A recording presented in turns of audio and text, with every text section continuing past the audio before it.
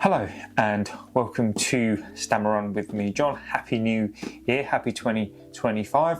It's the first video I'm going to put out this year. I'm doing some cool things and hence why I'm not posted in a little while. So today we're going to be looking at this mount to coast, and so mount to coast are one I'm really excited about trying it out. So let's take a look.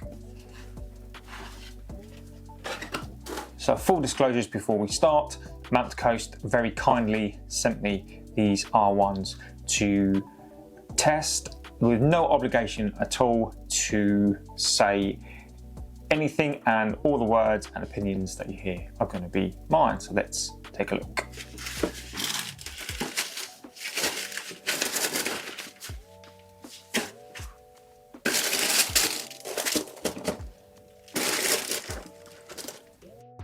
If you've been to the channel before, then you'll know that I've already reviewed the P1. The P1 is a stability type shoe, and I think this is an absolutely fantastic shoe. This for me isn't just a stability shoe. This is just an all-round great shoe, great fit, great foam. I think it's a really sleeper shoe. So if you get a chance, I'll put a link up and get a chance to watch my review of the P1. So Mount to Coast, they make ultra marathon shoes. You know, they have this R1, they have an S1, and they have a P1. And primarily, you know, they are a really great company who are trying to do something different in the market. You know, not all this kind of carbon plated kind of, you know, shoes, these massive high stack shoes. Let's start off with the stats of the R1. Now, this is an 8.5 ounce shoe of 241 grams.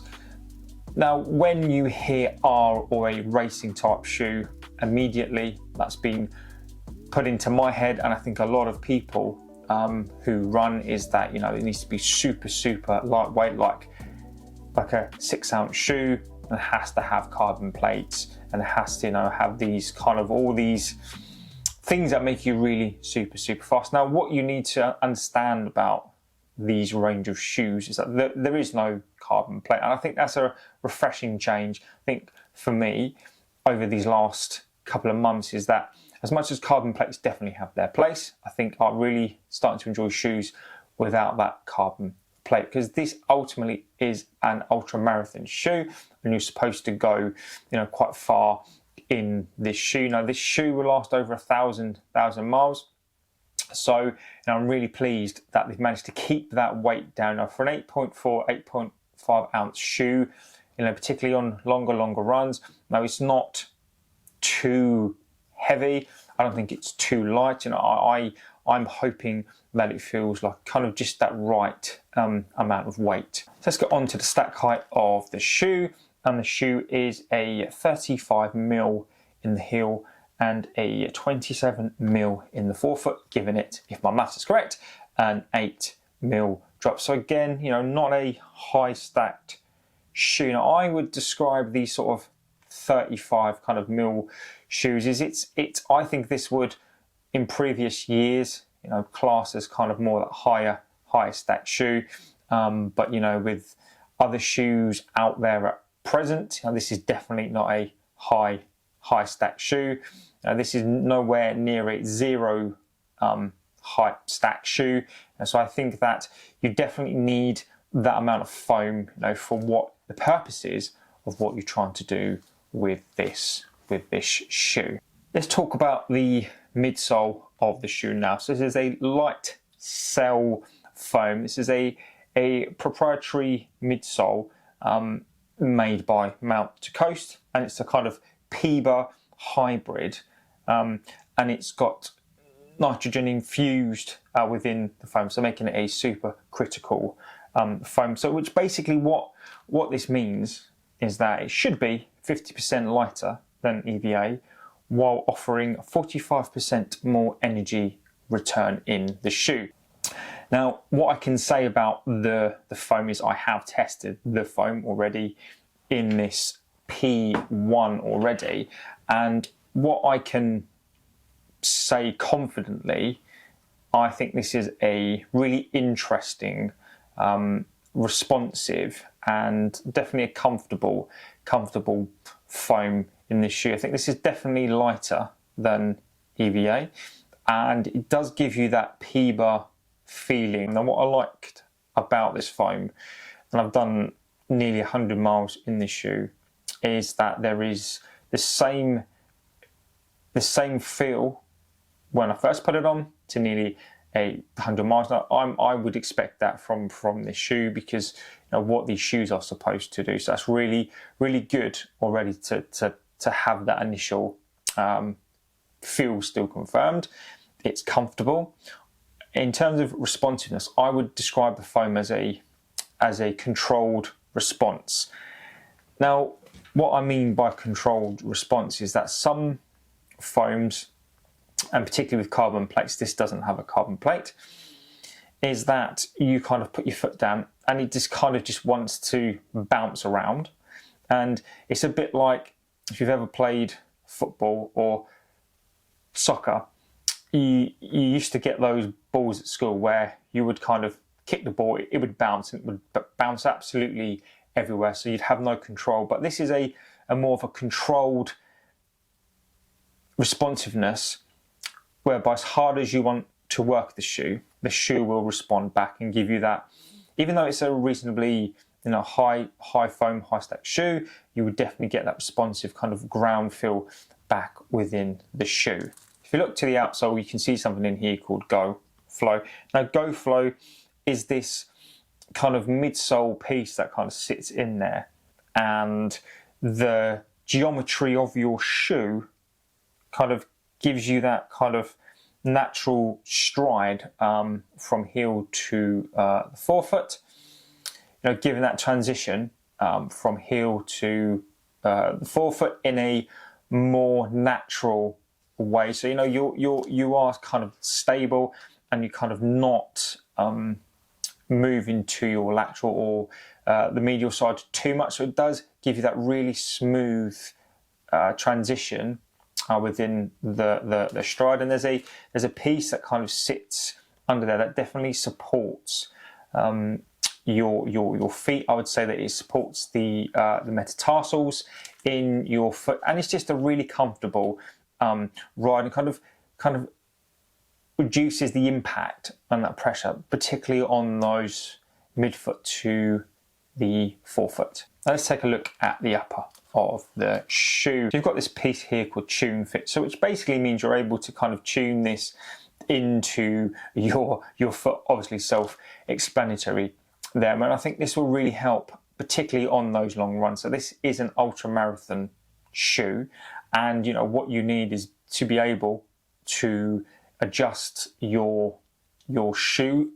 Obviously, as you run longer miles, they swell up, and just having that extra ability to fine-tune the shoe, the toe box, and there's a kind of broad support just underneath that as well, because no doubt that your toes will expand on those really longer runs or those ultra marathon runs.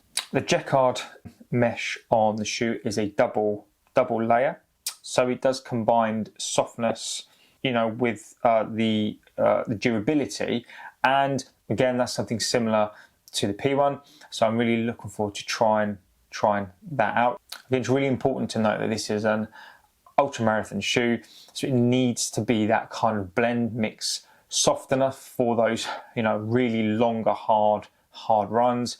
It needs to be harder wearing because you're going to be out there, and who knows what you might encounter, and breathability to get away the moisture and the heat from the shoes, because no matter how cold it is outside, whenever you run for a longer time, your feet are going to get hot. So the ability to dissipate that heat is really important within the shoe. I'm going to try and give you as many angles of this R1 as possible. Now in hand, the shoe does feel light. I think I'm surprised already at how light this feels for an ultra marathon shoe. I have a pair of Brooks Caldera 6 that I was going to take on the 100k, so hence that's why I'm looking forward to putting these on. I'm going to attempt another 100k as well. I didn't use those Brooks for no fault of Brooks. For me personally, I wanted something that was kind of lighter than those. However, they did have a carbon plate. I used the Hoka Rocket X, and you know they were tough on the legs. So when I immediately saw these, I really wanted to get a pair and use those. So I'm going to get an opportunity to train in these and prepare for another 100k, probably in May again, and give these a go in May on that 100k. The aesthetics of the shoe, I really like the look of these shoes. You know, I really like white shoes. I don't know why, probably because I live in Essex, and that's synonymous for white and white shoes. But I do think this shoe again looks really nice. I don't think it looks as nice as the P1. I think the P1 is a really good looking shoe. It's white, but now it's not as good as it did look. But again, I think, you know, this is no slouch. I think this looks this definitely looks the part. Again, with Mount Coast shoes, you know, they are so well made. You know, if I'm just look around the shoe, there are no glue lines in the shoe. You know, as I said before, you know, I think Mount Coast shoes are a crafted in shoe by, you know, a company that I think really care about what they put out there. So that was a whistle stop tour there of the Mount Coast R1, which I absolutely cannot wait to try. If it's anything like this P1, which I think is an absolute sleeper shoe, which you couldn't get last year for the majority of the year over here in the UK, but Mount Coast have now launched a website here in Europe, so you can actually pick these up. I think this P1 will serve a lot of people and just be able to do a lot of different things within this shoe. So I think you'll really enjoy the P1. Now back to the R1. Again, as I've just said, I can't wait to take this out. I want to not destroy the shoe on purpose, but take it through mud and some trails, and with a long-term goal of ultimately taking this shoe on a ultra marathon and putting it through its paces, because I think this is where it belongs, and it's been designed for that, and ultimately at home on an ultra marathon. So again, I know, happy 2025. I was just about to say 2024 there, and happy new year. And please don't forget to check out the video on the P1. You know, again, I really enjoy that shoe. Look out for the review on the R1. Please don't forget to like, favorite and subscribe. Turn on the bell icon to know when we post a new video. And again, thank you for watching, and of course I'll see you on the next one. Take care.